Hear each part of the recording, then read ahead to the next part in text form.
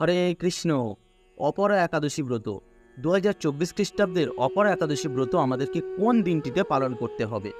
2 June রবিবার নাকি 3 June সোমবার? আজকে আমরা সেই বিষয় নিয়ে আলোচনা করব।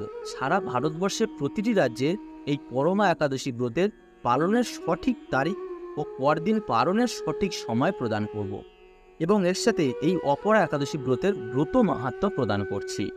কেউ কেউ বলছে এই ব্রত 2 জুন রবিবার পালন করতে হবে, আবার কোথাও কোথাও বলছে এই ব্রত 3 জুন সোমবার পালন করতে হবে। আসলে কোনটা সঠিক? কোন দিনটিতে পালন করতে হবে এই ব্রত? যারা ভারতবর্ষ, বাংলাদেশ অথবা পূর্ব এশিয়াতে বাস করেন তাদেরকে এই ব্রত 3 জুন সোমবার পালন করতে হবে। তো চলুন এই ব্রত কেমনভাবে পালন করতে হয় সেটি এবার জেনে নেওয়া যাক। একাদশী ব্রত পালনের মূল কাজ হলো নিরন্তর ভগবানকে স্মরণ করা।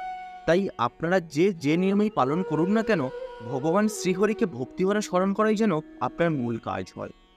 আমরা একাদশী পালনের সাত্ত্বিক নিয়মটি উল্লেখ করছি। এই ব্রত প্রতিটি ব্যক্তির পালন করা উচিত।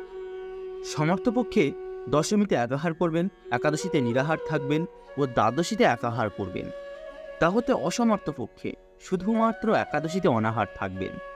যদি উহাতে অসমর্থ হন, একাদশীতে পঞ্চ রবিশস্য বর্জন করে ফলমূলাদি অনুকল্প গ্রহণ করতে পারেন। এছাড়াও সমর্থপক্ষে রাত জাগরণেরও বিধান আছে। অপারগ হলে নির্জলা সহ অন্যান্য একাদশীতে সবজি ফলমূলাদি গ্রহণ করতে পারে। এই দিন আমরা কোন কোন সবজি গ্রহণ করতে পারবো সেগুলো জেনে নিই।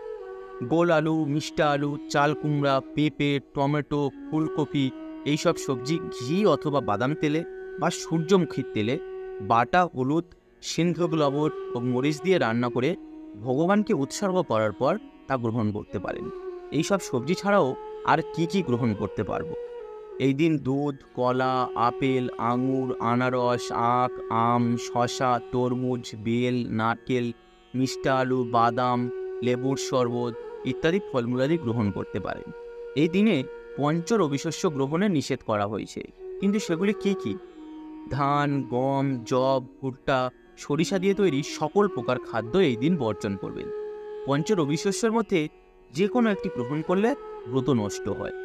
শ্যামা চাল, কাউনের চাল খাওয়া যাবে না। সাবুদানা না খাওয়াই ভালো। যারা সাত্ত্বিকাহারী নন, অর্থাৎ চা, পান, বিড়ি, সিগারেট, কফি ইত্যাদি নেশাজাতীয় দ্রব্য গ্রহণ করেন, একাদশী পালনের সময় পর্যন্ত এগুলি বর্জন করবেন। একাদশী পালন কিভাবে করতে হয়? একাদশী পালনের যে নির্দিষ্ট সময় দেওয়া থাকে তার মধ্যে পঞ্চ রবিশস্য ভগবানকে নিবেদন করে একাদশীর পালন মন্ত্র পাঠ করবেন। এরপর প্রসাদ গ্রহণ করতে হয়, নতুবা একাদশীর কোনো ফল লাভ হয় না। একাদশী ব্রত পালনের প্রকৃত উদ্দেশ্য কেবল উপবাস করা নয়, নিরন্তর ভগবানের নাম স্মরণ, মনন, শ্রবণ, কীর্তনের মাধ্যমে এই একাদশীর দিনটি অতিবাহিত করতে হয়। এই দিন যতটুকু সম্ভব উচিত একাদশী পালনের পরনিন্দা, পরচর্চা, মিথ্যা ভাষণ, ক্রোধ, দুরাচারী, স্ত্রী সহবাস সম্পূর্ণরূপে নিষিদ্ধ। আমরা আগেই জেনে নিলাম কি খেতে হবে এবং কি করতে হবে। এবার আমরা জেনে নেব কেমনভাবে পালন করতে হবে। একাদশীর আগের দিন, একাদশীর দিন ও একাদশীর পর দিন, এই 3 দিন সর্বপ্রকার আমিষ আহার বর্জন করবেন। একাদশীর আগের দিন অর্থাৎ দশমীর দিন ভগবানের সামনে একাদশীর সংকল্প মন্ত্র পাঠ করবেন। একাদশী ব্রতের আগের দিন রাত 12টার আগেই অন্ন ভোজন করে নেবেন। এরপর ঘুমানোর আগে দাঁত ব্রাশ করে ও দাঁত ও মুখগহ্বরে লেগে থাকা সকল প্রকার অন্ন পরিষ্কার করে নেবেন। সকালে উঠে শুধু মুখে কুলি ও স্নান করতে হয়। এরপর ব্রহ্ম মুহূর্তে শয্যা ত্যাগ করবেন, অর্থাৎ ভোর 4টে থেকে 4:30-এর মধ্যে শয্যা ত্যাগ করবেন। এরপর শুচিশুদ্ধ হয়ে অর্থাৎ স্নান ক্রিয়া সেরে নিয়ে ভগবান শ্রীকৃষ্ণের মঙ্গল আরতিতে অংশগ্রহণ করবেন ও শ্রীকৃষ্ণের পাদপদ্মে প্রার্থনা করে বলবেন, হে কৃষ্ণ, আজ যেন এই মঙ্গলময় পবিত্র একাদশী সুন্দরভাবে পালন করতে পারি, আপনি আমাকে কৃপা করুন। আপনারা যারা একাদশীতে সবজি কাটেন তারা অবশ্যই সতর্ক থাকবেন যেন কোনো প্রকার কেটে না যায়। একাদশীতে রক্তক্ষরণ বর্জনীয়। দাঁত ব্রাশ করার সময় অনেকের রক্তক্ষরণ হয়ে থাকে, তাই একাদশীর আগের দিন রাতেই ভালোভাবে দাঁত ব্রাশ করে নেওয়াই সর্বোত্তম।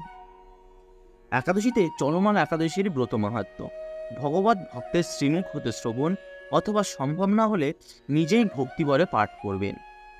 আপনারা যারা একাদশীতে একাদশীর প্রসাদ রান্না করেন তারা 5 ফোড়ন ব্যবহারে সতর্ক থাকবেন, কারণ 5 ফোড়নে সরিষার তৈল, তিল থাকতে পারে, যা বর্জনীয়।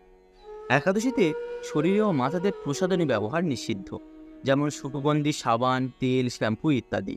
মন্দির মার্জন, শ্রীহরির পূজার্চন, স্তব, স্তুতি, গীতা ভগবত পাঠ আলোচনায় বেশি করে সময় অতিবাহিত করতে হয়।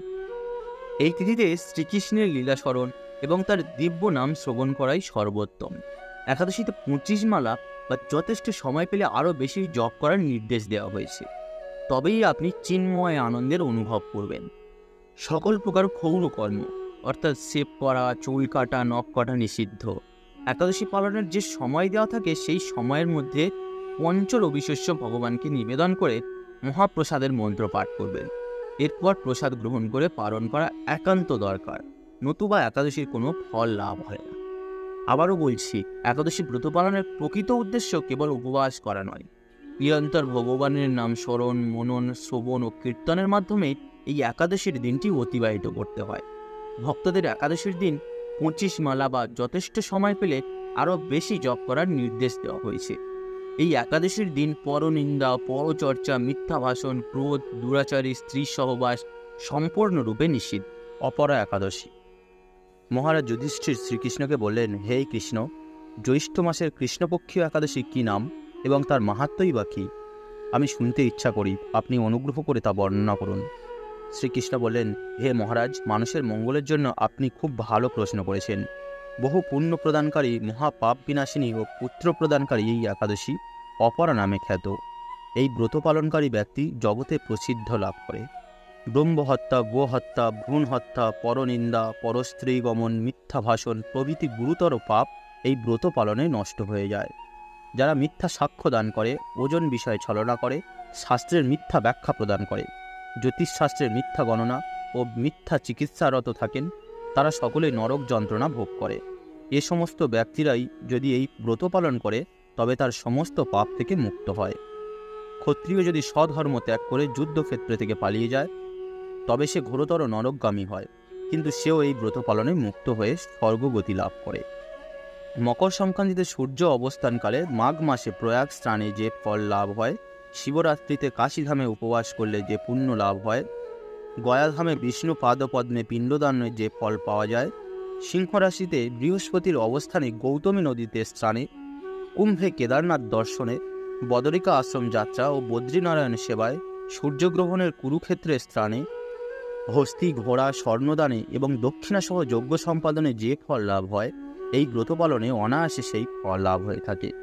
এই অপরা ব্রত পাপরূপ বৃক্ষের কুঠার স্বরূপ, পাপরূপ কাষ্ঠের দাবাগ্নির মতো, পাপরূপ অন্ধকারে সূর্যদৃষ্ট এবং পাপরূপ অন্ধকারের সূর্য সদৃশ্য এবং পাপ হস্তির সিংহস্বরূপ।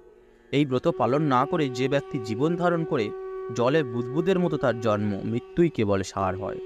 অপরা একাদশীতে উপবাস করে বিষ্ণু পূজা করলে সর্ব পাপ মুক্ত হয়ে বিষ্ণু লোকে গতি হয়। এই ব্রতকথা পাঠ ও শ্রবণ করলে সহস্র গ্রদানের ফল লাভ হয়। ব্রহ্মাণ্ড পুরাণে এই ব্রত মাহাত্ম্যের বর্ণনা করা হয়েছে। 2024 সালের অপরা একাদশীর পরদিন পালনের সময়সূচি: বাংলাদেশ 3 জুন 5টা 16 থেকে 9টা 34 AM, পশ্চিমবঙ্গ 3 জুন 4টে 52 থেকে 9টা 17, দিল্লি 3 জুন 5টা 23 থেকে 10টা 1, মুম্বাই সহ মহারাষ্ট্র 3 জুন 6টা থেকে 10টা 24, পুনে সহ মহারাষ্ট্র 3 জুন 5টা 57 থেকে 10টা 21, নাগপুর সহ মহারাষ্ট্র 3 জুন 5টা 31 থেকে 9টা 58, চেন্নাই সহ তামিলনাড়ু 3 জুন 5টা 41 থেকে 9টা 58, ভুবনেশ্বর সহ উড়িষ্যা 3 জুন 5টা 5 থেকে 9টা 32, বিহার 3 জুন 4টে 58 থেকে 9টা 30, ঝাড়খণ্ড 3 জুন 5টা 1 থেকে 9টা 32, ছত্তিশগড় 3 জুন 5টা 19 থেকে 9টা 47, শিলং সহ মেঘালয় 3 জুন 4টে 31 থেকে 9টা 4, গুয়াহাটি সহ আসাম 3 জুন 4টে 30 থেকে 9টা 4, মণিপুর 3 জুন 4টে 24 থেকে 8টা 56, মিজোরাম 3 জুন 4টে 31 থেকে 9টা 1, সিকিম 3 জুন 4টে 40 থেকে 9টা 16,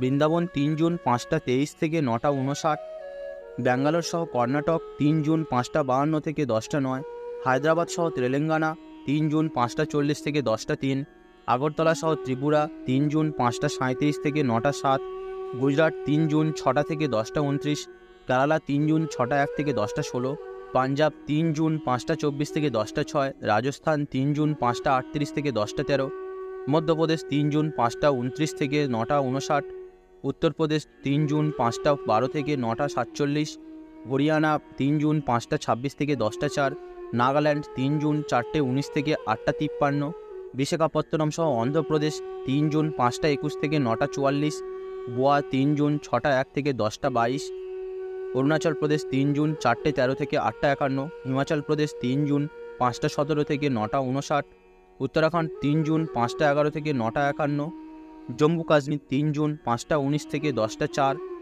আন্দামান সহ নিকোবর 3 জুন 5টা 52 থেকে 9টা 9, নেপাল 3 জুন 5টা 7 থেকে 9টা 44, ভুটান 3 জুন 5টা 5 থেকে 9টা 41, শ্রীলঙ্কা 3 জুন 5টা 53 থেকে 10টা 3, মালদ্বীপ 3 জুন 5টা 53 থেকে 10টা, মায়ানমার 3 জুন 6টা 26 থেকে 10টা 51, পাকিস্তান 3 জুন 4টে 57 থেকে 9টা 43, মালয়েশিয়া 3 জুন 7টা 1 থেকে 11টা 8।